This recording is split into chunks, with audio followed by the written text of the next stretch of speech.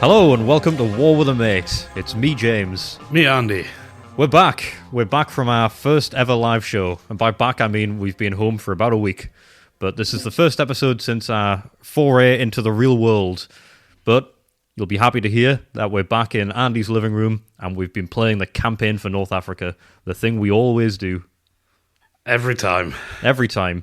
If it's not every time, then we've kind of misadvertised what we're doing here. There's a few episodes where we get an excuse not to play. Yeah, I guess so. I love those episodes. I love an excuse not to play. I love not playing the campaign for North Africa. That's why we like having guests. Guests are great because we don't have to play about the game. We can just talk about previous times we played the game. It's like an episode, but we don't have to do the hard work. But we've been doing just that. We've been doing the hard work. We are in the midst of Upstage 3, Turn 5.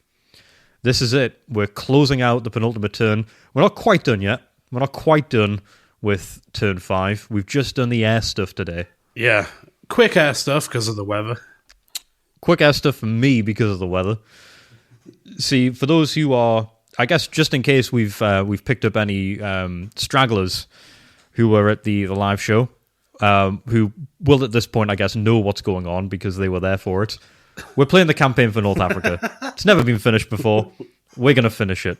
We've been playing it for 18 months, more or less. I guess not all of that was playing the game. And we're nearly at the end of the 6-turn practice scenario. So that's the highlight. That's the gist. And the nitty-gritty is air combat. Yes, because last time we finished off, I'm taking the initiative for this upstage. You're going first. Yep. By your own selfish volition. I let you go first twice in a row. Yeah, I know. And now I feel like it's been rug pulled from under me.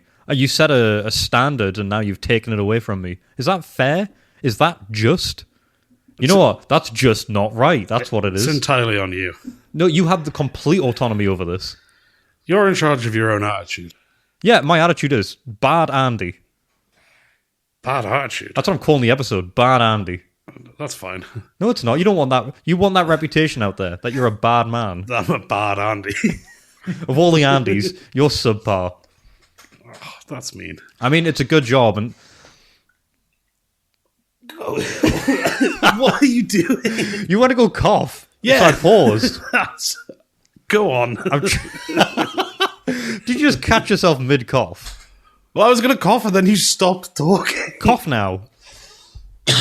There we go. Good boy. Good Andy. I was going to say, it's a good job that the celebrity on the couch isn't called Andy. Otherwise, you'd be kind of neck for neck as to who's the worst Andy. Still be him. I don't know. But now we know he's not called Andy.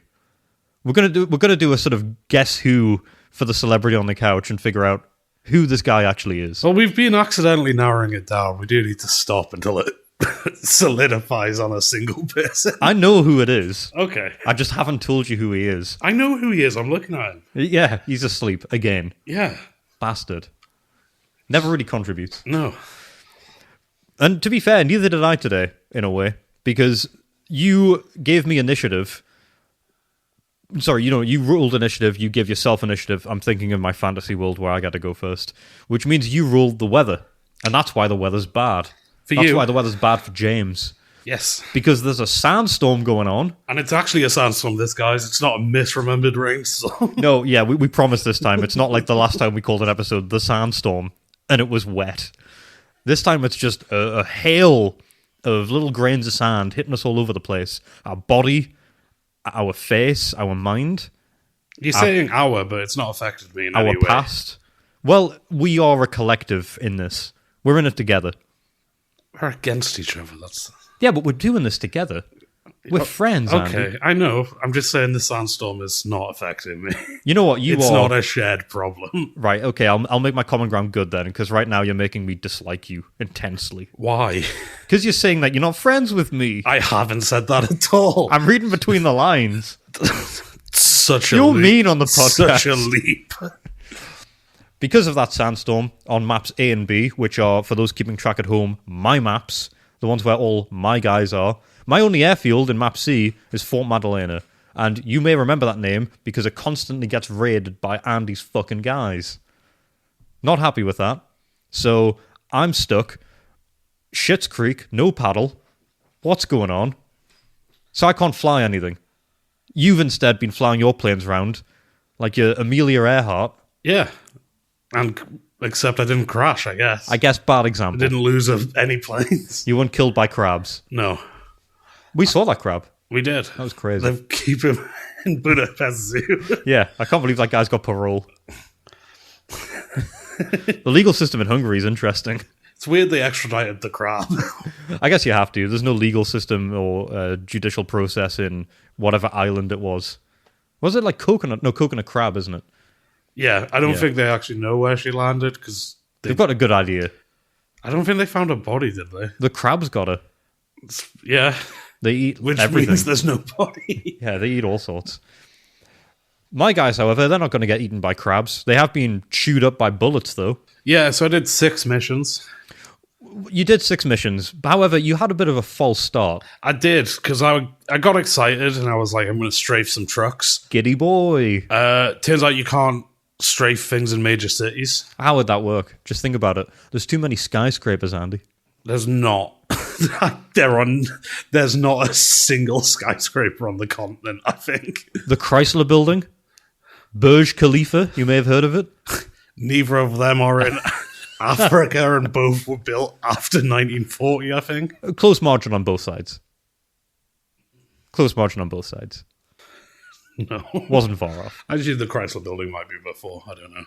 I doubt it. Anyway, you're giving me too much cadence and credence. Yes, anyway. So I decided to bomb the second black shirts because they're on map D. They're on map D. They've darted away from the front line. Which is a great affront. It is. It's a dangerous spot for my guys to be in. It's dangerous for you and it's dangerous for me. Bad for you because if they get anywhere closer to your guys, they're going to tear them apart. It's bad for me because they become a real target. Yeah. They become... I mean, I've seen it happen before with the Saharan detachment. You really start looking at them closely. And when I look at guys, it's from planes. Yeah, you look at them from above, you throw bombs out, keep them in your little satchel. That's a callback. It is. To something that happened nearly 100 years ago. More than 100 years ago. Yeah, that's a real long callback. Yeah, like 1911 or something like that. Yeah, wow. 1911. What a year. What a year for aerial bombing. Real jumping off point. Yeah. So, yep, bombed them, pinned 3 of your 4 infantry in there. Yeah, didn't love that. I've had better days. Big fan of that. Nope. Then I bombed 63rd... Serene. Yeah, they are the ones pushed up against the precipice of an escarpment. So if they want to run away down that, that's going to be painful. Yep, it's going to look a bit like that scene from 300.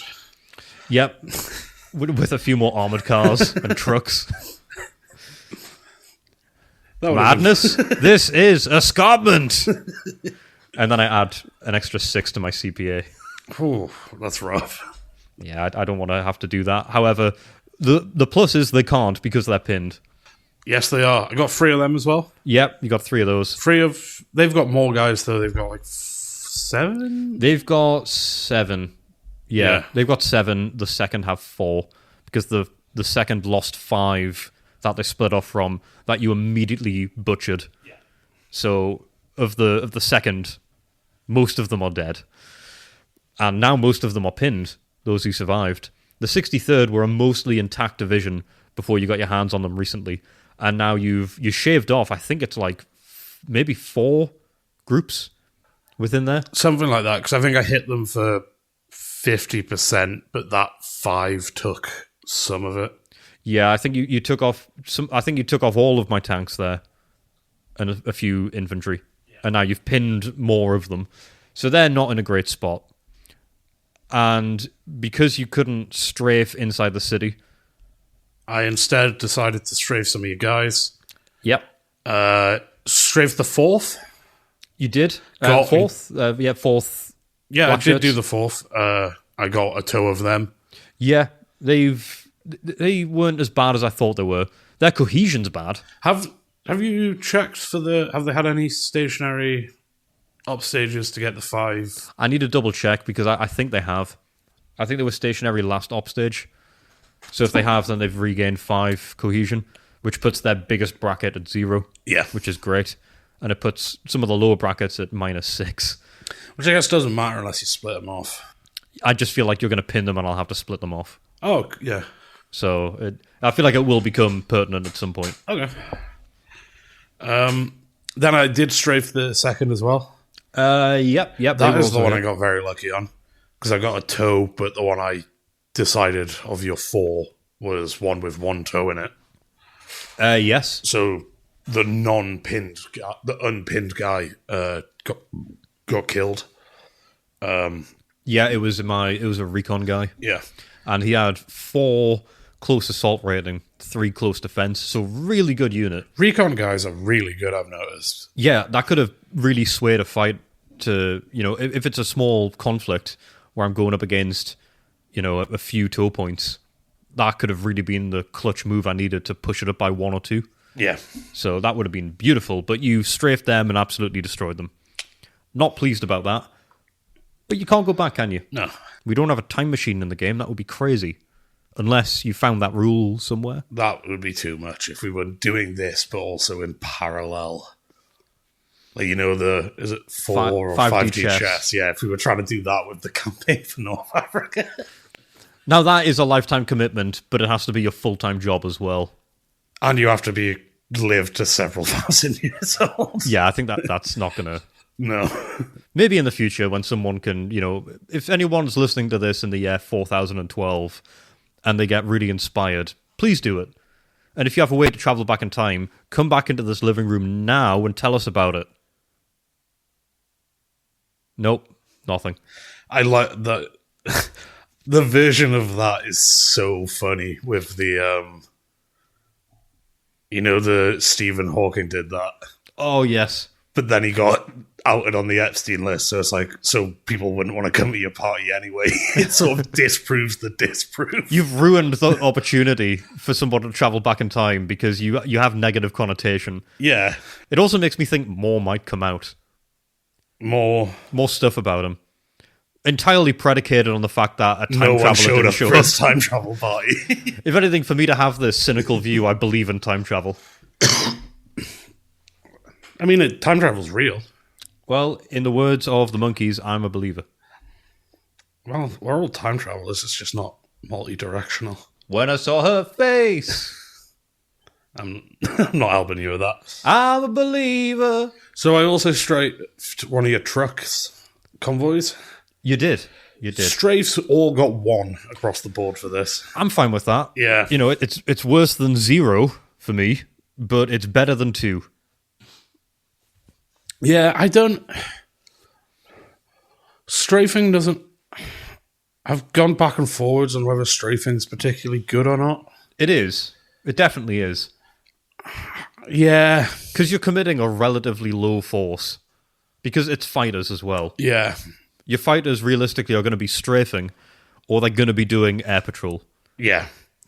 Especially it's a good fallback thing for them. In a situation where I can't launch aircraft. Oh, yeah. I can't think of a better use of fighters. Oh, in that case, there's not really a reason not to.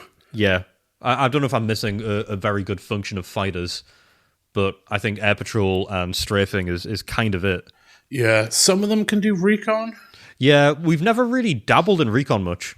I think part of it, to be fair, is because we're very transparent in the practice run. Yeah, but also... We share a lot. You kind of... Because I've been making note of it when you give me... when you bomb and then you've got the options of infantry, armor, and gun and how many. Yes. I've been making a note of them. Mm-hmm. So that kind of acts as a recon. I think the recon gives you more info. It gives you how many toe or stuff like that. It might, but I don't know if it does. Yeah. I think that's worth checking. Yeah, definitely. Is that your neighbour very loudly playing music? Yes. Cool. Wonder if that gets picked up when we get hit with a copyright strike. Soundwave looks alright. Yeah, I don't think it's getting picked up. If you hear any background music, we're not doing that for your ambience. That's unfortunately a neighbour. It's getting late as well. That's inconsiderate. We don't do this early in the day. No, it's a bit... It's dicey to start now. Starting at... What's that? Quarter past 9 is a bit, yeah. That's a bit much. It's a bit not on, man. Well, anyway. Oh, yes. The Fruit Zone. Just thought we needed a break from that music. I'm going to go grapes or pomegranate. Pomegranate. No, it's grapes. The Fruit Zone. Music's still going.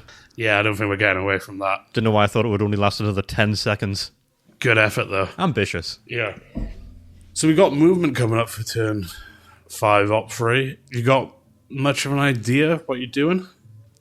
Not much of an idea, but our music's getting louder. Yeah. Also, keep talking. My laptop's not plugged in. You're not... Right, okay, this is falling apart at the seams. Welcome, new listeners. It's great to have you here. Glad anyone who's just picked it up today. There's just loud music blaring and Andy's plugging in his laptop frantically. Oh, is that the wrong charger? Yep. Yep. You unplugged mine. Oh, I plugged... Wait, what? How's mine? No, I unplugged mine. I only unplugged one. I didn't unplug one and then get mine over here miraculously. Okay, folks, sorry about that. I'm now battery. Enough of that slander. Yeah, so my plan, I've got land movement to tackle, and realistically, my plan has to be defend. Yeah. I can't do anything other than defend. So it has to be a case of batten down the hatches and make sure that you don't invade my space. You don't get to Bardia. You don't get to Tobruk. So you're just keeping the line, as it were. I'm going to have to. I know the line is kind of broken at this point, but some semblance of what the line was has to be what I keep. I don't think I'm going to be able to continue the wall the way that I did. That's just not viable anymore. No, I think I've maybe swung a bit wide on it. Yeah, I mean it's gonna fall apart a bit. Sorry, that music's so loud. Yeah, I don't think it's being picked up. Sorry, it's being picked up by me. It's like, is it Jimi Hendrix? It sounds something in that vein. Wow, so wildly loud. It's so fucking loud. Sorry, back on track. Oh, he's either stopped completely or he's just stopped the song. No, this is going to continue for a while then. So, what's your plan, Andy? Well, I think I just have to keep pushing up into that wall as hard as I possibly can. I guess also the advantage is once this last store expenditure comes in, no more stores. So they can just be basically refilled up with ammo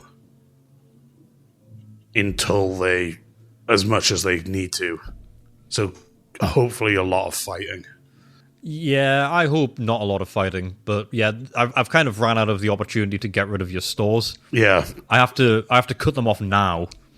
Yeah. But even then, then I'd be betting that you don't have enough to give them stores for this turn. This coming turn. Yeah, I did do a stock up at the start. I guess if in a perfect world, I would find a way to damage your supplies you have on you. Yeah. Strafing would be a good option for that, but I can't do that. If I had a way to get rid of your trucks, that would be ideal, and then stop more trucks coming in. Yeah. Because then you can't go on offensive pushes, which right now would be a coup de grace. Yeah, that's you sort of... I win defuse at that point. The bomb, yeah. It means that you're just stuck in a defensive position for the last turn of the scenario. Yeah. Which would be insanely good for me. Just stalemate out the last turn. Yeah. Not thrilling, I guess. The episodes would be dog shit, I can promise that. But instead, I think it's going to come to blows. So I need to figure out a defensive position that's going to hold for 3 op stages. Yeah. I've got this op stage to, I think, establish it. And then after that, there's nothing to really stop you from just going for it. Yeah. So I need to make sure that whatever I put into place now is the foundation and the framework to stop you from getting to Bardia, to stop you from getting to Tobruk. Yeah. And it's not going to be easy, but I just have to hold out long enough. Yeah. And I do have a worst case scenario. I guess there's the theatrical version of this defense, which makes for a bit of fun gameplay and some back and forth. And there is the unfortunately mundane version. And I'd rather do the theatrical one. What would the mundane one be? I just get people to the gates of Bardia and Tobruk and just lock just them in ring there. them in, and then I just absorb all of the damage. Yeah. And don't move them. And I think I could probably swallow up enough CPA per offstage that you can't push them out. Yeah. It's not thrilling. No. But it's a fallback I've got. I'd rather push you away outside of that area.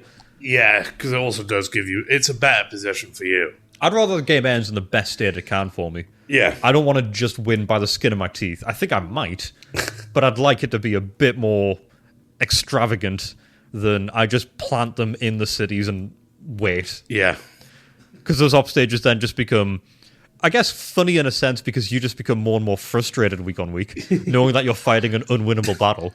It's the nightmare for you is that it becomes Monopoly, where the ending has already been determined. And it's just killing. And it's just a huge continuing. amount of time, yeah. You'd fucking hate that. I would, yeah. I would love that. I think that would be the perfect cosmic justice. Especially since at the live show, your common ground was Monopoly related. Yeah. You decided to make a Games Expo themed common ground. Yeah, Monopoly's bad. It's overrated. And it's never the best board game to play. And I gave you a pretty strong rebuttal. Yeah. But still. We're gonna put that up on YouTube and maybe some other places. So if you didn't get to see the live show, we were planning. A friend of ours recorded it. So my girlfriend, she came along. She recorded the whole thing, bar 5 minutes or so. So we've got the vast majority of it. I like you trying to obfuscate the fact that it was my girlfriend and make it vaguer. I was at least leaving it up to you, I guess. Yeah, that would be an awkward one to go back and be like, yeah, so listen to this episode. Yeah, so our friend came along. Yeah, we're not that close, I guess. We're together, but only as friends. We got pretty much everything bar 5 minutes recorded, and it was about an hour on the dot. Yeah. So it's good. It makes up a solid episode, and we hit common ground. We did game recap.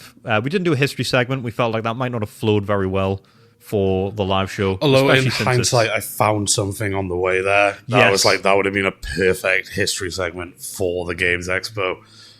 I'm going to save that for a similar circumstance, I think. Yeah, that would be good. Yeah.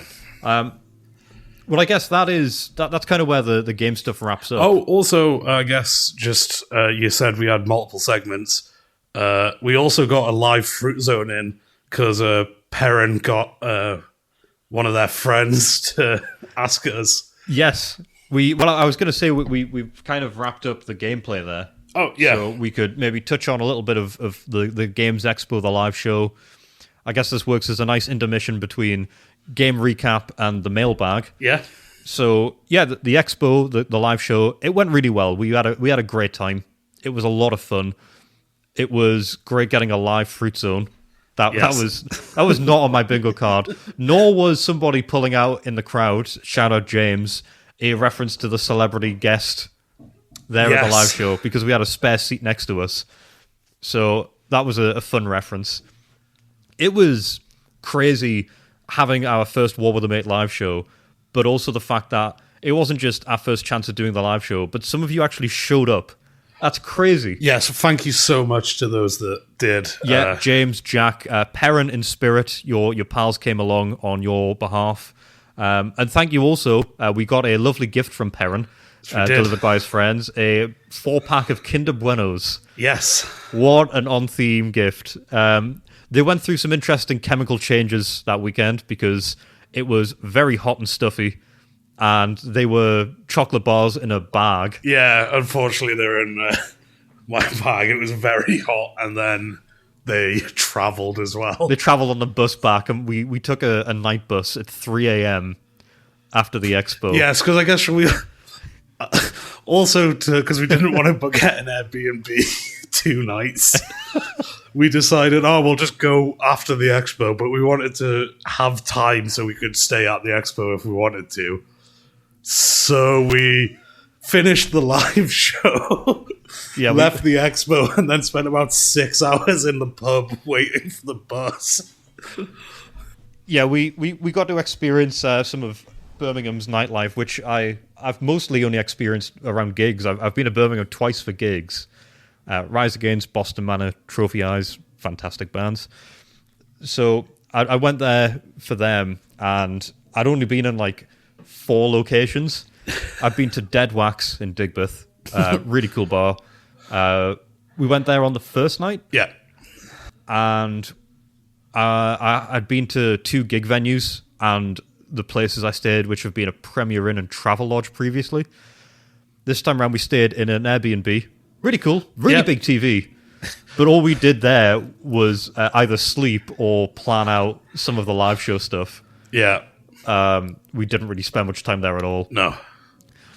So getting there, we got the bus down. We got an Airbnb for the first night. Second night, we decided we'll not get another Airbnb. We'll do the live show. We'll leave the expo, and we'll get a bus at 3 a.m. back home, which was a 6-hour bus journey. We arrived at 10. No, we arrived at 10:30. Yes. 6-hour bus journey with an hour intermission. Yes. Where we had to get off at Manchester and wait there for an hour at like 6 a.m. Also, just a side note, if the buses are running at a location, the toilets have to be open. Yeah, what's with that? That's not acceptable in any way. The toilets at the bus stop opened, and I think it was 15 minutes after we departed again. Yeah. Which was a nightmare. Especially as the bus for the first leg, the toilet was broken on that as well. Yeah, it was just overflowing with urine. So that was brilliant. Thankfully, I'd put away a little bit of brewski before setting off, so I slept pretty well on the bus on the way back. Oh, did on you? The first leg. I got enough sleep. Oh, right. That I didn't feel like completely wiped. So that wasn't too bad. But I guess away from the woes of the travel, that was grim. But live show itself, awesome. We really enjoyed. A lot of people took a real interest to it, and the turnout was great as well. We more or less filled the room. Yeah. Which I did not expect. No. Wholeheartedly went into this thinking we'd have maybe the couple of guys, shout out, James and Jack, who showed up in person, let us know in advance. And I thought that would be it. Thought it'd be those two. My girlfriend came along, knew that she was going to be there. And I thought maybe 1 or 2 stragglers. Maybe someone who was bored during the day. But we filled up a room of, I think there was about maybe 40, 50 people in the end. Probably 40-ish, I'd say, yeah. Yeah, which, really good turnout. Yeah. And anyone listening off the back of that, welcome and hello. Thanks for coming. But we were talking afterwards, and if we can sort them out, more live shows, hopefully, in the future. I know there's been a bit of mention of them in the emails in the past, and we weren't quite sure how it might work, but I think we've got a pretty good idea now. Well, we know it works because that was almost, the episode that we did live almost works as a new episode 1. It was a sort of overview recap of the game.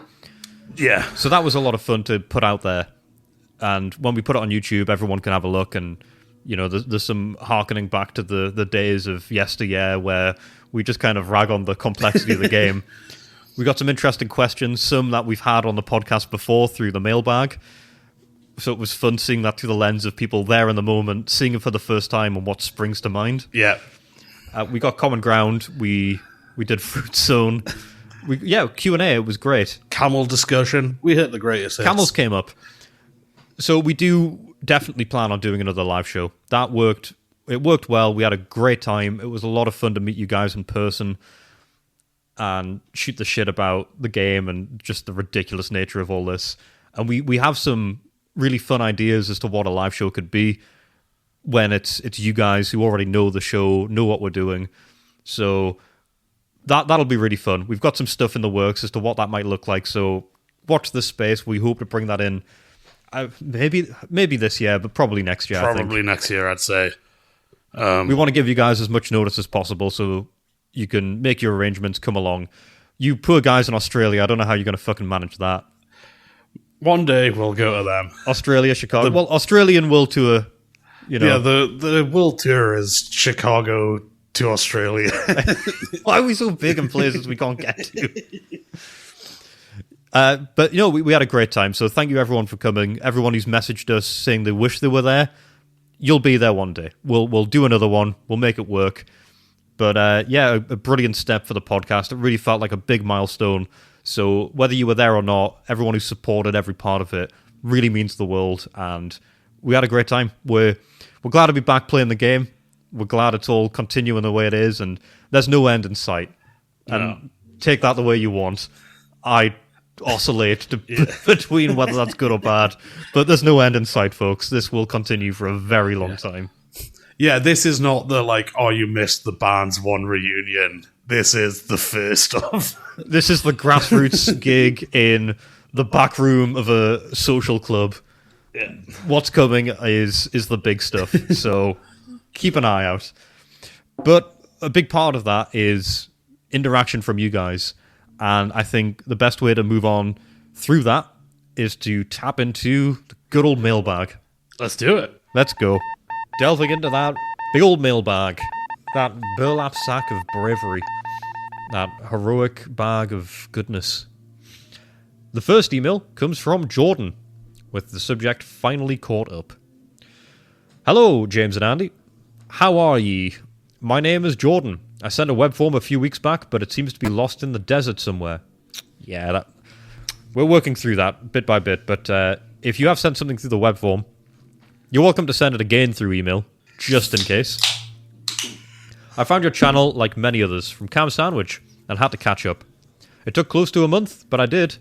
You saved me from listening to a robot reading Reddit posts for my daily drive to work. I've been there. I've been there, Jordan. I know the pain of going through either... I'm not sure if you mean you've had like a text-to-speech thing, or if you've been watching those YouTube videos. They're just... It's like a D&D horror story, and it's just reading it out in the most horrible monotone voice. And it just... I mean, I say that I've got a monotone voice, so it really breaks the stride. I left this comment on episode 60, but I've put your YouTube videos in a playlist in order for easy viewing. Hope you don't mind. That's you! Yes, Jordan, I've seen that. I've seen that playlist. Thank you. That we don't mind at all. I do try and check the YouTube comments where I can. We don't have like a notification that comes through when we get them. So sometimes it means when I get a chance on an evening, I'll go through, but I have to click manually into every single video. And our RSS login doesn't allow us to log into the YouTube channel directly for some reason. So I can't reply to YouTube comments. Oh, yeah. So it means I do read them, but I don't really get a chance to, not rebuke, but reply to any of them. So, thank you for that, Jordan. I've seen that. I think there's a couple of playlists put together, so thank you for doing that. Question-wise, the only real one I have is how would ye, and I love the use of ye, it's y'all, but it's old-timey. How would ye make/hire someone to make a video of every turn and make it into a time-lapse? Have it be a video that's looking at the board from above and have 2 arrows showing the movement and battles, red for James and blue for Andy, and have each hex be coloured in the colours of the person who has possession. Could be an interesting way to show off how much change in a turn or two can happen. We have plans for this. Yeah, we do want to give an actual sort of visual state of the map between each sort of upstage or movement, or however we do it. That, and I'll probably live on the website.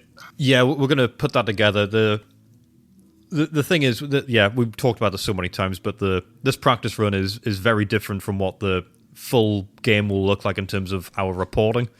We'll be able to show off a lot more because we'll have a lot of time dedicated to that. So yes, Jordan, we'll probably be doing it in-house. I don't imagine we'll hire anyone to do it, because I think that means getting someone in here with a camera, or getting someone to, even worse, pour through our spreadsheets and translate that to some sort of fictional version of the board game digitally. I can't afford to pay someone's salary. Yeah, well, we could get the celebrity on the couch to do it. He wouldn't be good at it. No. I don't think he's ever done director stuff. There's a few films I think he might have. Beyond that, the deserts of my minds are empty. Can you give a shout out to my friends Kieran and Ben? Hello, Kieran and Ben. If you're listening, fantastic. If you're not, then you need to do a better job, Jordan. They're not listening. They're still not listening. In fact, Jordan, they'll bring this up to you.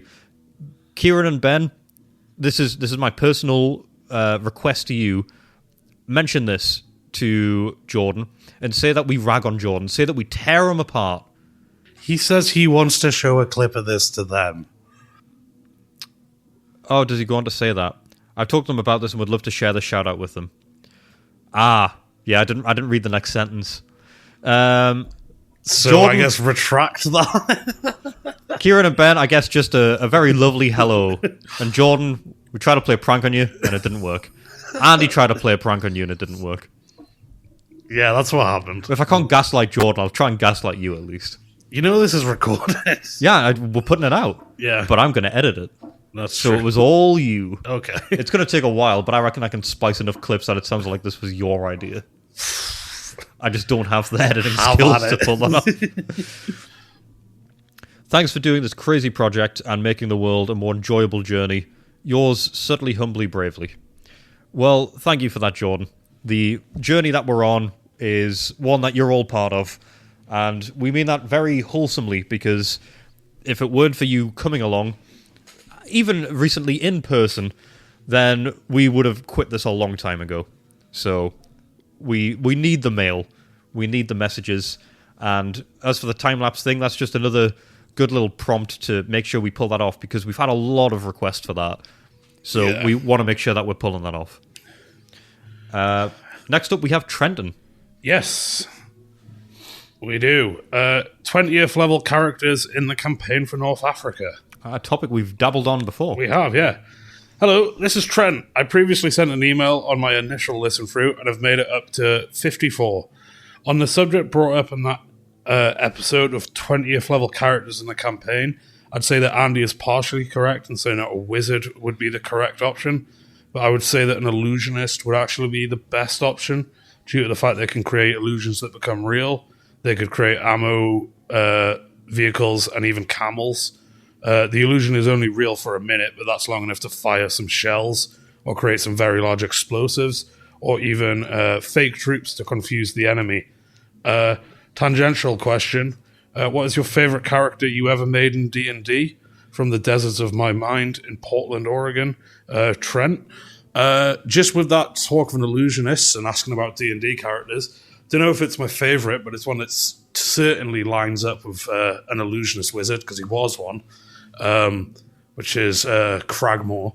I did love Cragmore. Who was an illusionist wizard, but he was also an alchemist, and he'd do a mixture of alchemical explosions that he made look like magic, or the opposite, or just constantly confusing people about his capabilities, because he was doing like alchemy as well as being an illusion wizard. Yeah, he helped create the stronghold of Bannered Cass. Yes, he bought the walls, which our friend is always having a go at me for. There was a big tossing up point in that campaign as to whether or not you invest the money into this enchanted metal, Zoltenium, which you could use to either make some weapons or line it in the walls so it was magically barriered. And it ended up, the walls paid dividends. It became a mainstay for several campaigns. Also, that it was less that there was any discussion about it. It was because our characters had like their own business and stuff going on. And my character just unilaterally bought him, and then he found out it was something like 3.5 million gold, and he was so annoyed. Yeah, you spent like the GDP of a fairly sizable town on this wall. Then the town became a huge, important settlement. That became like a bastion against the war with the gods and everything. It became like a last stronghold for the whole world. Yeah, and that, I guess, ties into what is probably my favorite character, and I think it would probably be Nurko. Yes. Nurko the Usurper. A god-slaying... big bad to friend to very recently big bad again. Yeah, he's been on a journey. He was the main villain of a 3-session arc. 3-campaign arc. 3-campaign arc. He was a figure in the background. He was the king of Ardavessel, a huge sprawling city continent that had... it was like the clockwork. Yes, all the clockwork creatures, Maruks. And he's been a mainstay for a long time. We're coming towards the conclusion of an 8-year storyline, which has had about 12 campaigns, We're 13 sort of campaigns. end game, just 12 campaigns into it. Yeah, we've crossed over all of the characters.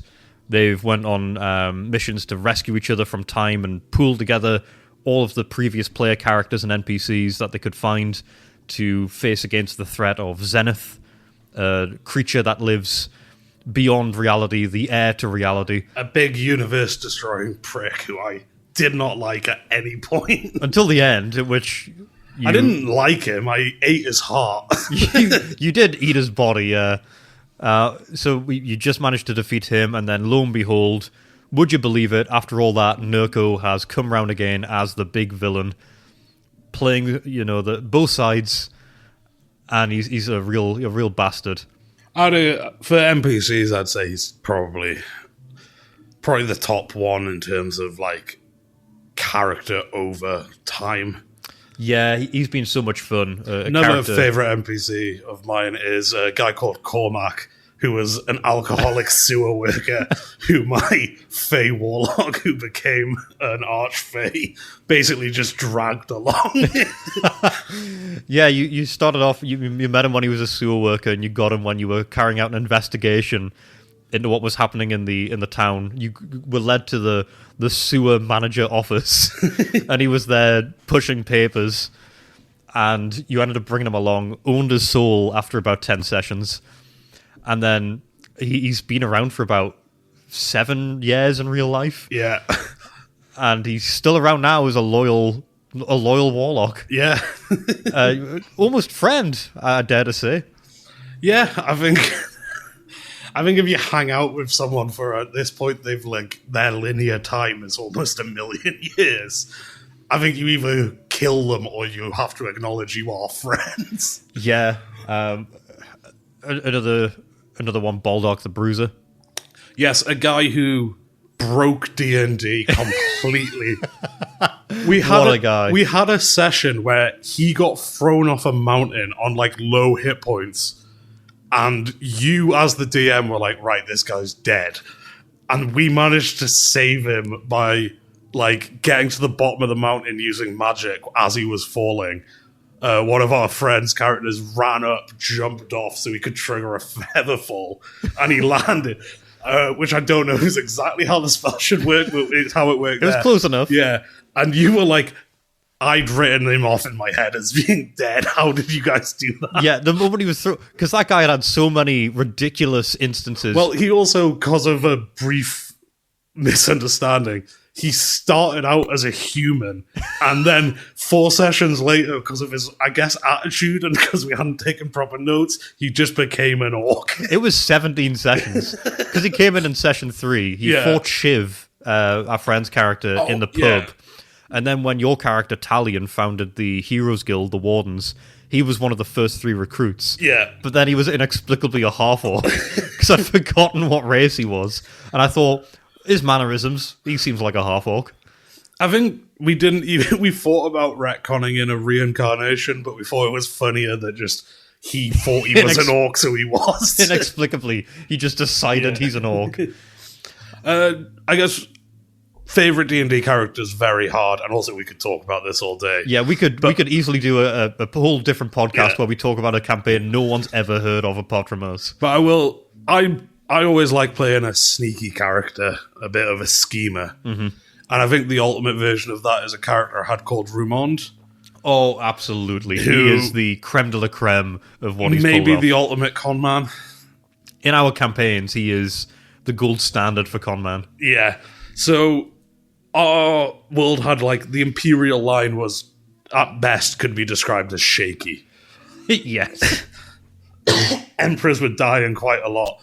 So from level 1, my guy, like, even during his backstory, was going around libraries all over the continent and editing the genealogies so that if the current Imperial line died, they'd have to, like, go up a couple and then along and then, oh, wow, he'd be next in line for the throne.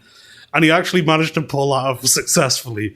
But he was also developing as a person and becoming a good... So by the time he had to become emperor, he was like, I don't want it. That was a foolishness from my youth, and it was like, the world needs you to be emperor. Well, yeah, he was caught by the Imperial Inquisitor, the Drow, Ure Greystoke, who found out the scheme and was a real hard ass for this kind of thing. So he banished you to Carcery, which you did voluntarily to save your friends' lives, because he found out what you were doing. And then a campaign later, when everything sort of came to a real head, you were forced into a situation where the Imperial line had been killed in the conflict, and the only person that the people could rally behind was the, air quote, true emperor, Rumon de la Fleur. Yeah, also, Delafleur, just the ridiculous name. And also, he stole that one as well. He was a commoner who stole an elderly noble was about to die without children, so he faked that. And then he made that family line emperor. His name wasn't even Rumon. So yeah, I'd say there's some D&D chat for you guys. Yeah, we'll try to put that in spare only because, yes, we will get carried away. We will talk about that for weeks at a time. That was the reason we thought we could play the campaign for North Africa, because we played D&D for so long that we thought the skill set translates. I thought it was just a case of doing something for a long time. Yeah, we thought board game, long time. There's dice involved, it's basically the same. It's tangential. And speaking of tangential, thank you for the email. That was a bit of a tangent we went on, but it is, I guess, related to the question. But it is an answer to the question. But thank you, Trenton. Yeah. We welcome all and any emails related to the game, closely related to the game or not, and anything at all, to be fair. We vowed to answer them all. So thank you for that. You can get us on info@warwiththemate.co.uk. The website is warwiththemate.co.uk. The web form is on there, but we're sorting through it. We have a backlog of that to sort. The email is definitely the best place to send. The web form is working. We are getting them. It's just we have a backlog of those to sort through. Yeah. So the email is definitely the best place. And sorry if you've sent a web form. We're getting there. Do feel free to send an email again. You shouldn't have to, but if you do, if you want to, you can, and we probably will be able to then marry them up. And the Instagram is War with the Mate. We have a YouTube as well, which we have an unboxing video of the board game for the first time, and we will also be popping the first live show on there in its entirety, bar the 5 minutes that we lost due to a phone dying. But yeah, that is how you reach us. That is where you can get us. And for future live shows, we will keep you in the loop. We will do it. We don't know when or where, but it'll happen, guys. I mean, if they have us back, we will be at the Games Expo next year. Oh, yeah, we have every intention of going back next year. If they'll have us, then you can almost definitely find us there. As soon as we can confirm that, we'll let you know, because that is on the cards. Yeah. So mark that down too. But I think we've talked enough about our own past. We've talked enough about what's happened last week. We've talked enough about the recent history, as in a few hours ago. So I think let's take it one step further, Andy. Yeah, shall we go back to mid-August 1914? That's my favourite place. The men of the long-range desert patrols were quite a sight on their return to Cairo from a month's trip to Libya. The contrast between the east and west of the Nile is very marked. In the east, the country... At this point, I gave little thought to my future, but had always been interested in boats in the sea. I am more or less in the position of a captain in command of a ship, which is on the point of sinking because errors are present. We are absolutely not qualified to share views on history. So, I'd usually ask when and where are we, but you've told me that. And as well as that, when and where are we is it's listening to very loud music from your neighbour. Which, if that is being picked up on the episode, by the way, we think it might be, so apologies if it is, because that's fucking annoying. Shut up! Stop playing your music loudly! He can probably hear you. Good. He definitely can't hear me over this. That's insane. But I digress. History. Yes. So, swimming in a sea of military defeats, the Ottoman leadership, it seems, should have opted for less war, not more. In 1914, the generation at the helm of the state, however, welcomed the July crisis, not as a reprieve, but as an opportunity to end the empire's international isolation. It's a quote from Mustafa Aksalka with an essay, The Limits of Diplomacy, the Ottoman Empire in the First World War. Okay. So, yeah, we've had the Goeben and the Breslau arrive in Constantinople. Yes, they are starting to drag the Ottomans in with their ships and their fez. Yes, they're fezzed up. Is the plural of fez just fez, or is it fezzes? I think it might be a sort of sheep thing. Yeah, furry. No. Oh. Like moose. What, like creamy? No, like the singular and the malt. Doesn't matter.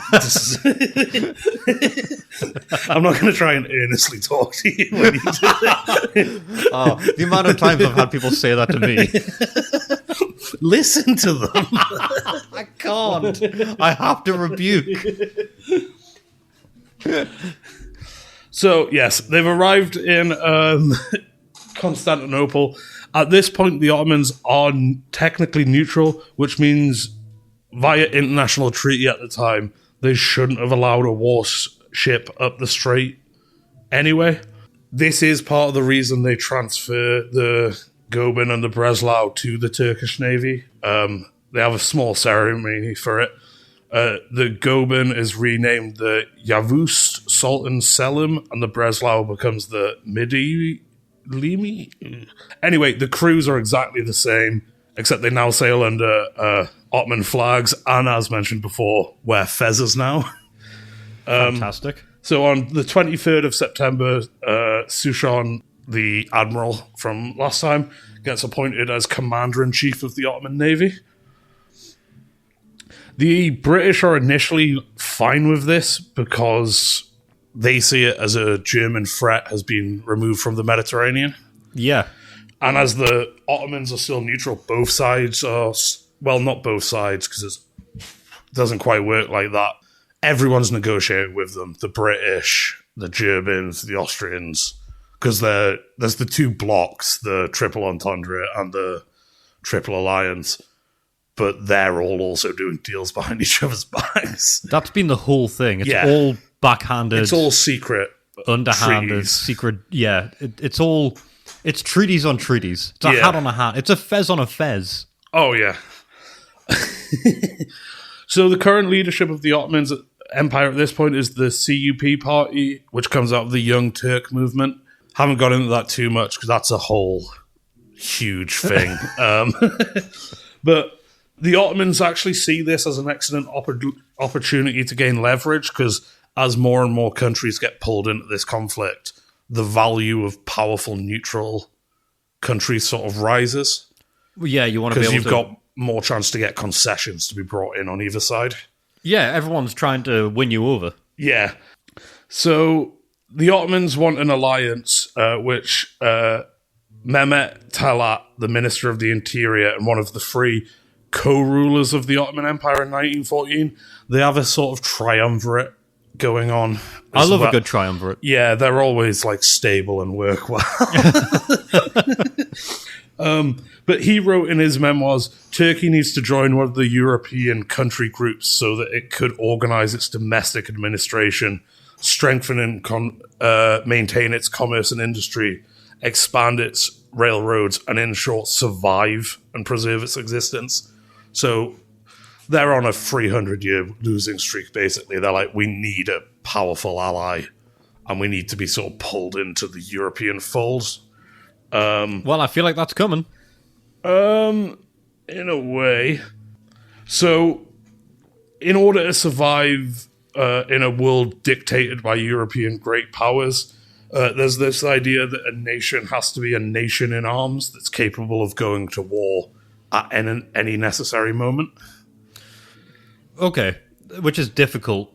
Yes, because you have to have naval powers are particularly important right now. Yes. And I feel like a navy, it's a difficult thing to just muster up. Yes, a navy. The Germans have been really going hell for leather trying to beat the British in terms of a naval arms race at this time. And in fact, they're better technologically. The problem Germany has is fuel on a global scale. Okay. Like a British ship at this time can basically refuel anywhere or close to, because Britain's spread out enough. Yes, they've got enough reach where they can port in so many places. Yeah, and they've got oil fields in the Middle East and coal and stuff. Germany sort of has an energy crisis. Oh, okay. They've got like boats, but not the fuel. Yeah. Yeah, that's a... Because the thing is as well, Germany coastline, I mean, it's not as big when you've got the UK, you've got England, it's an island. Yeah. You don't have that benefit in Germany. No, it's a relatively small coastline on the north, which means also to access the world, you either have to go through the British Channel. Yeah, you have to go real close to England. Scotland. So it's... Yeah. That's a geography thing. It's like why Russia's always trying to find, like, it wants Crimea and is desperate for Constantinople throughout its history because they don't have access to the oceans, really. Yeah. Like, it's locked off in a lot of places because Russia's so vast, but that's not necessarily good. No. Having a lot of coast isn't always good if you're that big. Especially when the north of it is just ice. Like, you can't sail ships up there or, like, do any useful economic activity. You have one of the largest coastlines in the world, but you're not a coastal nation. In a lot of ways, Russia's kind of a landlocked European power with a big, like, in Always Sunny, where they have the extra room in Frank and Charlie's apartment. They never use it. Yeah, that's kind of like Russia, where the living room is European Russia, and then the empty room is the bit of Russia that's northern Russian coast. It's just space. I don't want to use it. I like being crammed in. Contrast to that, Australia. Yes. Just coast. Yeah. The middle doesn't exist. Yeah, they kind of have an inland sea of sand. I also just love, on a side note, that they've got the outback. It's just, it's outback. Yeah. It's the shed. It's very lazily named. Because the other name for it is the bush. Yeah. It's the bush. Outback? Yeah. I don't know, the bush. The thing we don't use. Hot land. So, at this point, the Ottomans are actually looking to the east, in particular to Japan, as a sort of inspiration. Because Japan has recently fought Russia and won in a badly conceived war by the Russians, to be fair. But in like 1904 or 5, there was like a Russo-Japanese war that Russia lost. So the Ottomans are kind of looking at that as like, oh, a European great power got beat. What can we sort of take? What can we learn from Japan? Well, on the back of that, the Russo brothers did Avengers. Yeah. So they had a real sort of like pendulum move on that. I see what you mean now about not talking to me earnestly. So there's also a belief in the Ottoman press that in the things I was reading was kind of presented as being like this misapprehension they had. But actually, I'd say the Ottoman press firmly believe that European diplomacy is just a poorly disguised tool of colonialism, and any humanitarian veneer is just that, a veneer. So there's like a deep distrust of any like cutting deals with colonial powers as well. I'm kind of glad. It seems like it's an idea of coming to sense a little bit. Yeah. So the party, the CUP, who when they took over, they'd been supported by the Germans, who'd invested heavily in the new regime, investing money. They also sent like military officers over to train the Ottoman military. Okay. So Germany's been building like close ties with them. And in fact, the Ottomans strike a secret deal with the Germans on the 1st of August. Brilliant. More secret deals. Yeah, so this is 1st of August, so the war started on the 28th of July, so this is 3 days after the war starts. Great. The deal is basically a defensive pact where Germany will help the Ottomans if they get attacked by Russia, and in return the Ottomans will fight with Germany. In the event of war with Russia, Turkey will take direct and significant action. But the Ottomans put a clever little clause in this deal which is they will only go to war if Belgium come with them. Is it Belgium? Yeah, I think it's Belgium. I might have got the wrong country there. But to be fair, so have they almost. Yeah. They've almost definitely got the wrong country as well. But I think what they do is, and they talk about this with the other country beforehand, they go, right, we're both going to tell Germany we won't enter the war if you don't. Which means if neither of us join, the other isn't forced to join. So we've got a little thing as like, as long as we coordinate, we can stay out the war. It's a nice thought. Yeah. But the Germans believe that this means the Ottomans should immediately help them.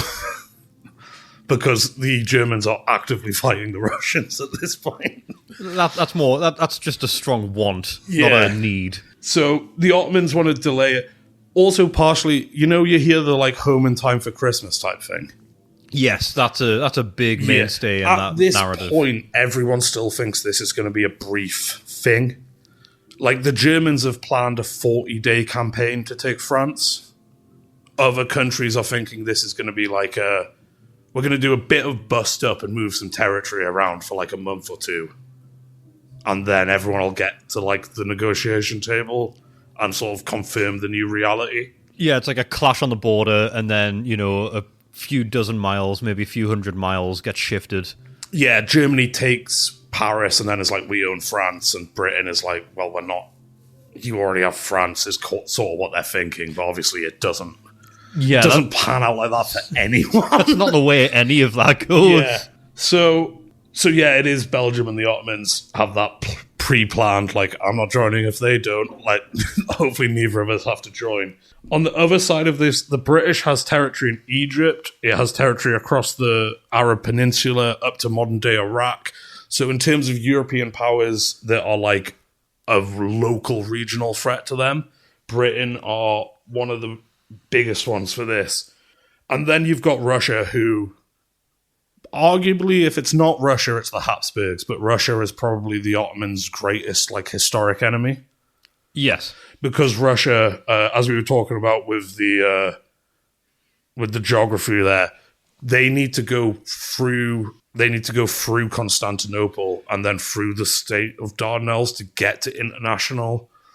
So at this point in time, even though they're about to go to war, a quarter to half of all Russian exports go through Ottoman territory, like by ship. So they're like, we want to just take Constantinople because we just don't want to deal with you guys. We want to own that so we can export our own stuff.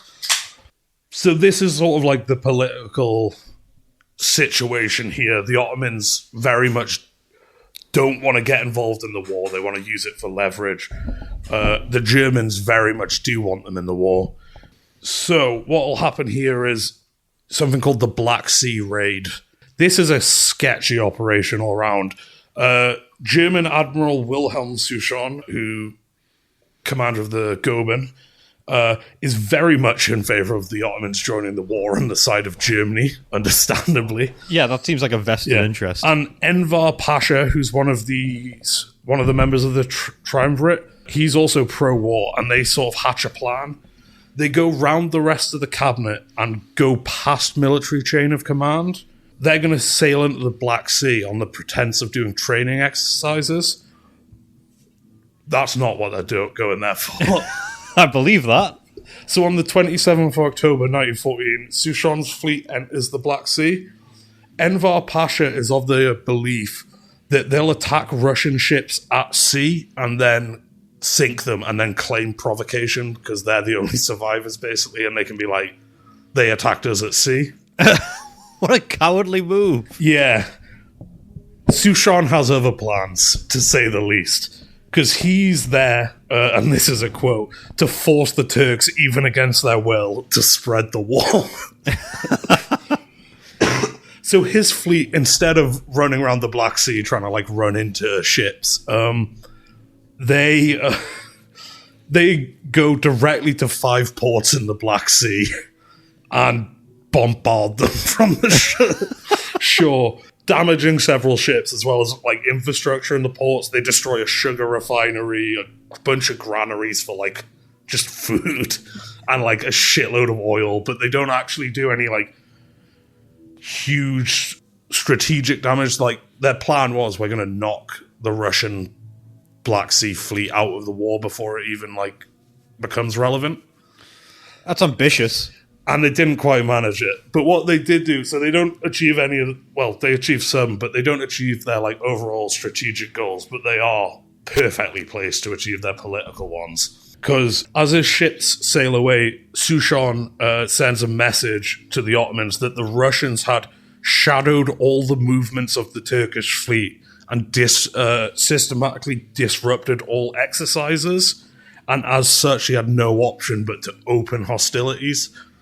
Which is just not... That's not what's happened. But what has happened, from the Russian perspective, is a bunch of Ottoman ships flying Ottoman flags, wearing Ottoman military uniforms, have come and bombed the shit out of them with no warning. Right, okay. This is making a lot of sense. Yeah. I can see what's happening here. Yeah. So, on the 31st of October, the Ottoman press reports that they had a preemptive assault on the Russians because the Russians were about to mine the Bosporus, which is the bit of ocean that goes through Constantinople. Oh, yeah. They're planning to bomb and then destroy their fleet. This just isn't... this isn't true. But also, the Ottomans are working on a false apprehension that the Russians attacked them in the Black Sea, but the Germans are just lying to both of them. This is so messed up. Oh, yeah. So, yeah, that's the 31st of October. The next day, the Goeben actually gets back to Constantinople because it's been, like, away sailing for days in the Black Sea. The same day, as the Goeben's getting back into Constantinople, Russia declares war on the Ottomans. I mean, I see why. Yeah, the next day there's a major battle between the two sides. They're not wasting any time then. No. As this battle's going on, the Grand Viziers are trying to tell the Allies that it wasn't their military operation and that the Germans are responsible. Oh, yeah, sure, the Germans did this. That is the Allies. So, that is exactly it. They're like, obviously, what are you talking about? And then also, as well as most of the Allies not believing them, Russia also just goes, we don't care. We're at war now. Doesn't matter why it's happened. We're fighting you now. Yeah. So on the 5th of November, the United Kingdom and France also declare war on the Ottomans. And then on the 11th of November, Sultan Mehmed V declares a jihad against the Entente powers. And that's how the Ottoman Empire gets pulled into World War I. Two truly disastrous results. Oh, I do love the Russian approach there of like, the Ottomans like, well, it was the Germans. They told us this. It was a trick. It's like, we don't care. You still fucking did it. Yeah, it could be a trick. It could be a lie. It doesn't matter. It happened. One, we don't care because it happened, and two, we've been looking for an excuse to conquer Constantinople for about 2.5 centuries. Oh, there's just something quite juvenile about like, well, he told me to do it. It's like, yes, but you did it. Yeah. Your actions have consequences. In this case, it's the devastation of an entire empire. Yeah. You're going to be removed from the board. And your excuse is, they said to do it. They tricked me. Yeah. That's not a valid excuse, I'm sorry. And there's a bunch of stuff of this, like, it's historians have had to put it together because, like, a bunch of documents get destroyed when the Ottoman Empire goes down. Like, they, cover a bunch of shit up. So it's like, this is put together, but it's just like, we do not want to be part of this war. This is an opportunity for us to rest and rebuild. And everyone around them is like, no, you are going to be part of this war. Oh, that went from 0 to 100. Like, this history segment has really shown them getting completely out of their depth. Oh, yeah. And also, there's a bit of irony to it as well. Of they join the Central Powers, which is Germany and then also Austria-Hungary. Austro-Hungary is the Habsburgs. So these, and the Siege of Vienna, like, they've been fighting these guys for 500 odd years, and then both empires die together on the same side. It's such a, you kind of like picture them in the situation looking at each other, and it's like, what went wrong? Yeah. What happened? Because also this is all put together later, but like so many secret deals going on. Like at one point, a key factor in this is at one point the British ambassador to the Ottomans is on holiday for August, and then it's like, well, I'm sorry guys, we're negotiating the start of World War One, and the British ambassador was like away. Just imagine sending that email and be like, look, we need to discuss these terms. Something horrible is happening across the continent. And you get that out-of-office reply. I'm out of office and I do not appreciate you emailing me about work stuff during my time off. I was just expecting the automatic response, just like, hi, I'm sorry, I'll be out of the office until 1915. If you'd like to reach me, you can catch my supervisor on this email. Oh, what a kerfuffle. What a mess. Yeah. Absolute travesty of negotiation. Travesty of fibs. Yeah. Just so many fibs, so many obfuscations. And also just like, the Germans just be like, no, you're coming to war, man. Like, it's like when you've got a mate who's like, I'm going home, and it's like, you're not. You're coming to the next pub. Well, speaking of dragging someone else along to the next location, I'm going to take your hand here, Andy. Okay. And I'm going to take you from the Habsburgs and the happenstances, and I'm going to take you all the way together. Me and you, we're going the distance. Because if we're going to keep this going, there's only one way to do so. Need some common ground. We need to find some common ground. And now for something nicer. A little oasis in the war. It's time for some common ground. I'm trying the intro for common ground.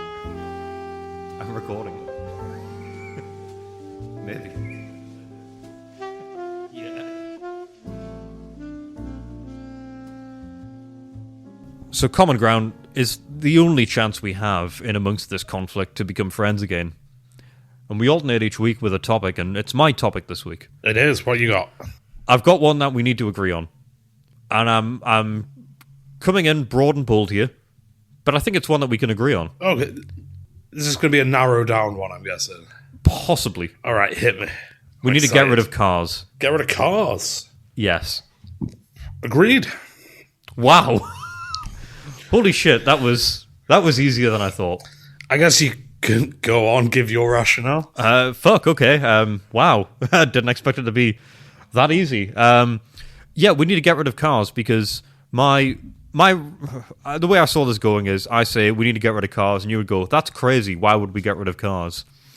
And I would say, Andy, I guess this is now for the audience who are in favour of cars, I would say, Andy, if I said to you, Andy, there's a chance here for you to be able to walk faster. You can now walk considerably faster. However, the downside of that is I will now roll the die every day. And it will be a big die. There'll be a lot of sides on it.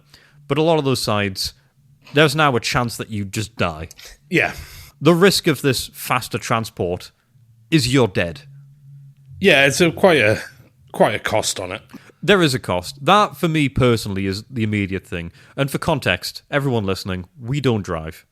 Yeah, me and Andy, nice. We don't drive. So we will have a fairly jaded and cynical perception of driving cars. But I've lived my whole life without driving a car. As has Andy. Yeah, I've been lucky enough to live in places. We live in the UK where driving around everywhere isn't necessary. I know there's areas in the world. You've got America. I know in the States it's a massive thing where you can't just walk down the road to the nearest shop. You can't just, stroll over and grab your shopping and walk back home. Well, even in suburbs, it's like there's not pavements. At least some of the suburbs I've been to in America, like visiting family, It's just road and gardens. Yeah. Like, me and my mum Lawns. went for a walk because we'd been there for a week eating American food and not doing anything. So we were like, we need to go on a walk. And, like, 2 cars stopped and were like, oh, have you broken down? Do you need a lift to the garage or something? And we were like, oh, no, we're just on a walk. And they were like, oh. Yeah. It was like, oh, we were doing something weird. And that's so peculiar. Very alien. I also do, in some parts of America, though, it's like your neighbor is like 40 miles away. Like, you literally can't socialize via a car. Yeah. Or, like, live. And I think getting rid of cars, and what I want to say is I want to get rid of cars for civilians. Here's what I will say, actually, we've come round, I'm not fully on favour now. Okay. I think you need to get rid of cars from cities. Like, you can have them for, like, intercity. Yeah. Like, motorways and stuff. Yes. And then you design the cities around the concept of not having cars. I guess because that's have you it. seen it's like a common image that goes around of like it's the image of a street with the like chasm where the roads are, and it's like yes. all the like lost space. I've seen. Yes, that's a really good image. If anyone wants to check that out, it's some sort of artist who did that, and it's it illustrates really well the amount of area that roads take up. Yeah, in a city, you've just lost so much room dedicated to traffic. Yeah. And I think if we could get rid of that space, that's a massive positive. You get rid of that. Actually, if anything, I think what I'm going to propose might actually maintain that. It will maintain the road in that sense. We could maybe reduce it to an extent. But we get rid of cars that are non-commercial.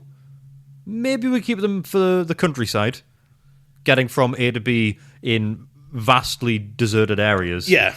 But we also make it the case that in these areas where you can have public transport, it means now you have to invest in the public transport. Yes, you can't just get rid of the cars. It has to be part of a plan to remove cars, yeah. And the plan is, and it comes from our journey to the expo. Oh, okay. It comes from that because we were talking about, I mentioned to you when we were on the bus that I had this revelation a few years ago when I took a trip to Birmingham. And I was like, right, well, I've got to get the train. And I was like, wow, the train's expensive. Would a flight be any better? No, flight is more expensive. Right, okay, what are their options? And I went, there's a bus you can get. You can get the coach, you can get the bus. And the bus was about a tenth of the price. It was insanely cheap compared to everything else. Yeah.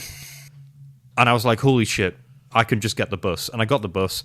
And yes, the toilet broke down on our way back. And yes, the bus can be delayed and it takes a while and it's warm and it's stuffy. But it doesn't have to be. Because if that was the primary mode of transport... You could invest a bit in making it nicer, yeah. It can be so much better. And if you have that, you get rid of the need for people to own cars. And people always tell me, James, learn to drive, you'll have so much freedom. And I think, I guess in a sense, but that freedom is kind of capped with a few rules already. When I hear the word freedom, I think freedom. I think complete autonomy to do what you want. A car is not that. No. A car is not complete freedom. It gets presented as it, though. As I think, as an excuse not to invest in public transport and infrastructure. There's this, like, myth of the car as, like, the ultimate thing in, like, personal freedom. Yeah. And, like, but it's... And Henry Ford had his day in the sun. We have 5-day working weeks. But he's already got that win. Can we not at least have this win where we strip back that legacy of buy the car? But also it's not... Because you need public infrastructure to create roads. So you need public infrastructure anyway. That's already there. Yeah. So you can put publicly owned vehicles on there. You can put buses. You can put things that are well furnished and well maintained.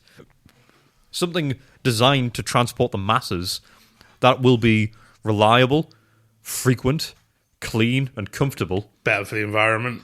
Better for the environment massively. Because I think the reason a lot of people use cars for stuff like that they don't necessarily need to use the car for, like going to the shops and stuff, is because like the bus experience isn't great. Well, the bus experience is horrible. If you go on a bus and you've got shopping, where are you going with that shopping? you've got to sit in a cramped seat and like bag it on top of you. If you've got 3 or 4 shopping bags, especially in the UK, I don't know what other buses are set up like, but I can't imagine it's any different in terms of the cramped leg room. The bus, like, they might be laid out similar, but it's the same volume and like shape. Yeah, you get a bus. It's all kind of the same structure. Everyone's been on a warm, sweaty bus, and it's uncomfortable. There's no room to sit down. You can have to squeeze past people. When it comes to your stop, you've got to do the same on the way off, and you don't have anywhere to put your stuff. It's just uncomfortable. It's horrible. It might be more expensive than you want it to be. Some parts of the world, I know it's more reasonably priced. And then you've got the car, where it's a case of, well, I've already bought the car, and everyone's told me to buy the car, learn to drive. I don't think that works. You can commercially have it, because if you need to transport... I'm actually going to add to this. Yeah? I think as well as... So you've got bus routes for people, right? Yep. If we're getting rid of cars, I think you add haulage bus routes. Is that for like shopping and stuff, or? Yeah, so you could go to the shop, you buy it, and then you just like put it in a thing. Like, you know, when we got on the coach, when like coaches have like the sort of like fold up like baggage area. I'm almost thinking this is like, you know how you have the Amazon delivery vans and stuff. Yeah, you put it all on one system, and it's like, oh, your thing won't arrive like at like once a day at the end of your street. At say it'll be different for each street. But at like 5 p.m., say, within walking distance, it'll come and offload, like, if you bought stuff online or you've done, like, a online shop. And then you get rid of the commercial individual vehicles as well. Yes. So you have people bus and delivery bus. I think what my thought is for maintaining the autonomy of schedule. Because with that, if you have it, like, once a day, people are at work... People have fluctuating schedules. But I think that could be... Like, you know, like, some people at work are like, my kid's school finishes, so I take, like, a 45-minute gap to go and pick them up and bring them back and then do, like, another hour or 2. Yeah. If you could just be like, well, no, my drop-off is at 3. I need 10 minutes at 3. And, like, because if it's a common thing, it can be, like, built into, like, schedules and stuff. I guess so, but I was more thinking, like, with a bus, you make it like a sort of coach-style bus. Because if we're getting rid of all cars, then we can now afford to do that. So that money, these manufacturers that build cars, that sell cars, instead they're making these coaches. And these coaches would have a baggage area where... And I'm talking, like, you know, like usual coaches. These things are, like, double the size, double the length. Maybe with, like, the little joint in the middle. And you, like, flip open the baggage area and you put it into, like, your allotted thing. Like, you get on the bus and you're like, you know, I'm going to be in B5. So they put this little thing in the bottom of the bus. You drop in your car, your bag, and then you get off the bus. It quickly pops open. You grab your stuff. You walk off. You know what? The way you do that is each seat, you have them like, you know, those like Ottomans or... The Ottoman. Yeah, yes. But where they like, you can fold up and there's storage in them. Yes. So you get on the bus, you fold the seat up. Yep. Put your shit in, fold it down, sit on it, get to the other end, pop it open, grab your stuff. But you've got the storage space. Yep. There where it's just air. And you have a bit at either the front or the back, middle of the bus, whatever, for the elderly, for the disabled. For big stuff, if you've got there's a wheelchair bit, and you know there's maybe a guy or two on the bus who will help people get on, and they'll grab their bits. They'll help. Maybe at this point you can incorporate it into shops. Have these bus stops outside supermarkets, and you'll have like a guy there dedicated to help you load stuff on. Yeah. And then they'll stand there at the bus stop. They won't get on. They'll wait for the next bus. They help you get your stuff on, and then have one guy on the bus, and he gets stuff off the bus. Yeah. And then that is, you know, no more taxi drivers, because you've got bus routes that run reliably all hours of the day around the entirety of the city. You've still got your commercial vehicles, your lorries, your goods vans, trains, that But sort also, of thing. they have much less reason to be in cities. Well, that's it. Which is also like, it because becomes that's, I think, in dispersed. between cities, you've got your like trucks and stuff. You need that logistics, but then you build your city, so you don't need. Yeah, the infrastructure now complements that lifestyle of not needing to lean into that. So I think you get rid of the car as a personal cost, and instead maybe taxation goes up slightly, but prices for buses and public transport fall dramatically. You just publicly subsidize them fully. So Yes. it's free to get on and off. Yeah, maybe free, or maybe it's incredibly cheap. Maybe it's, it's the case where you're paying like £30 for a monthly bus pass.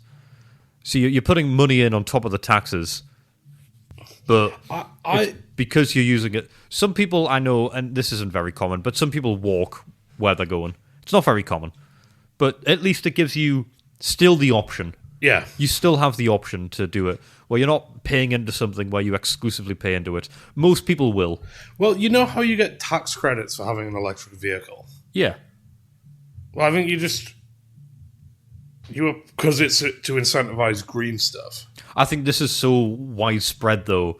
With that, it's to try and transition people. This will be the norm. But here's Maybe at the start. Here's the thing. Why are...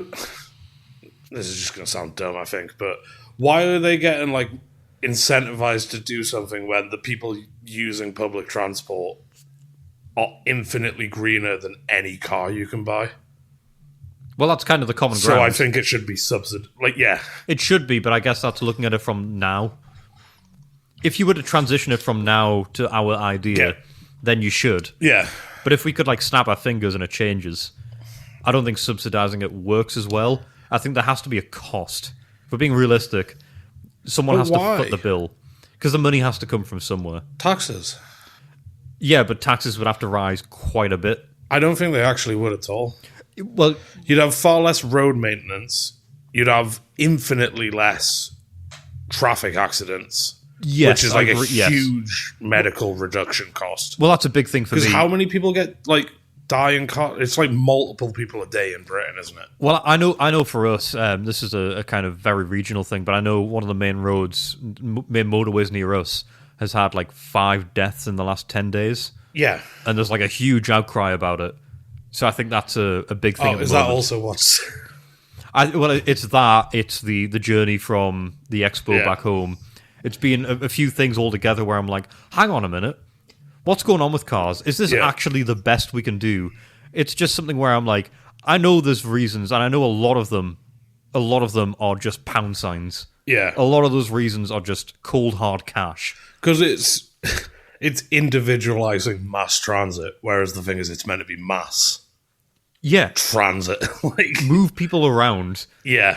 But put something in place to move them.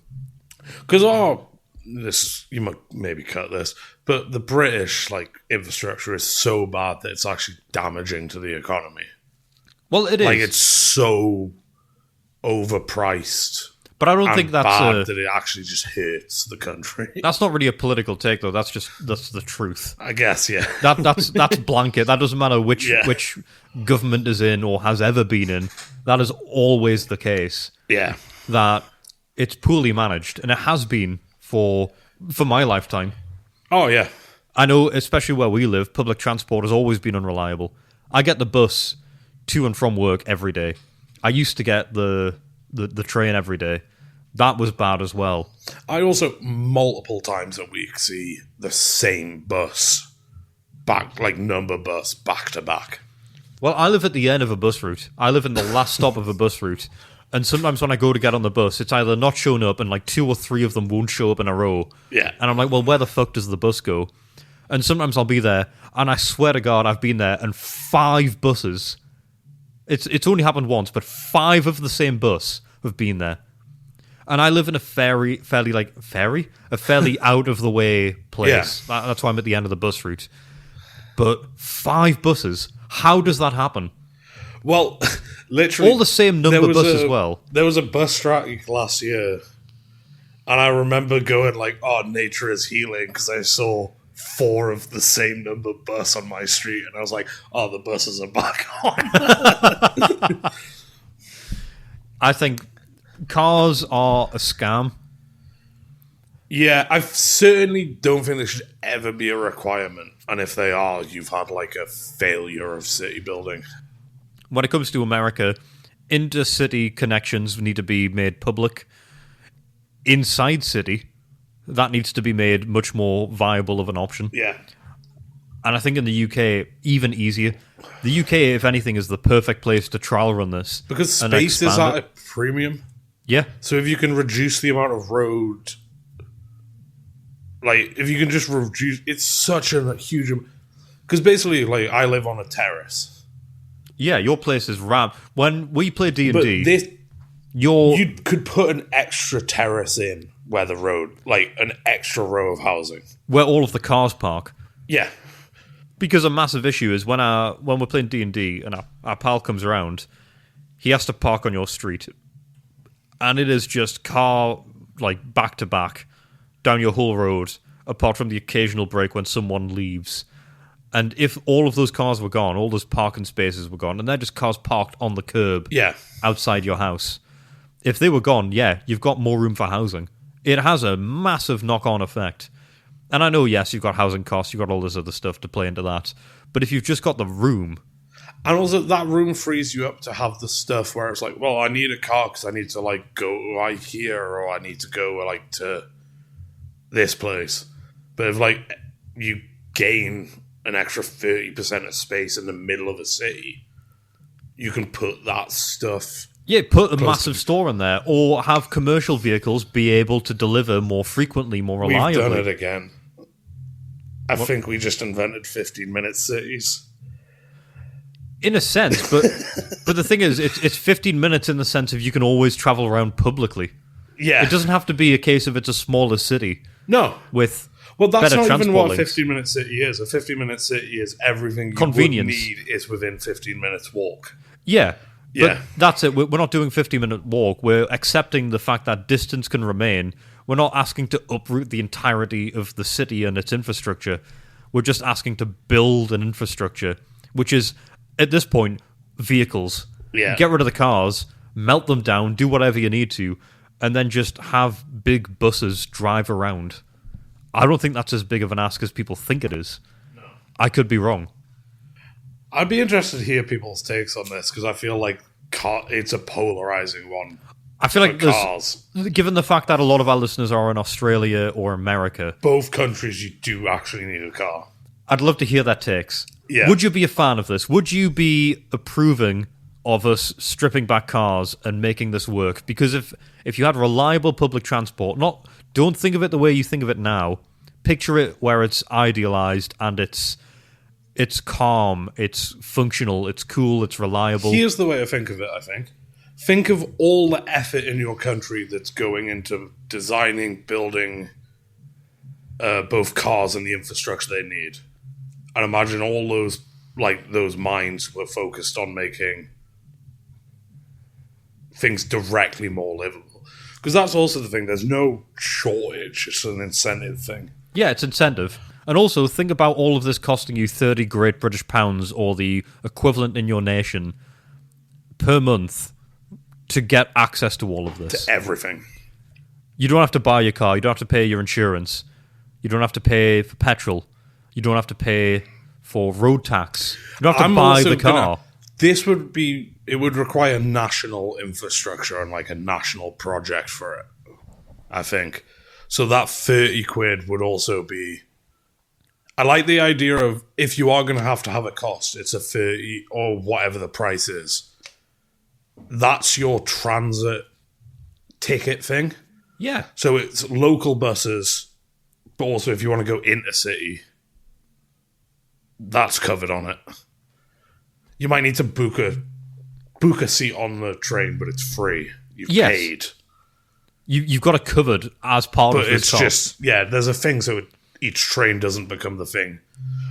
Because also, they sell tickets for trains now, but they oversell them and then people have to sit on the fucking floor. Yeah, this money would cover it so you can just book your space and they have more trains. Yeah. But I think we agree on this.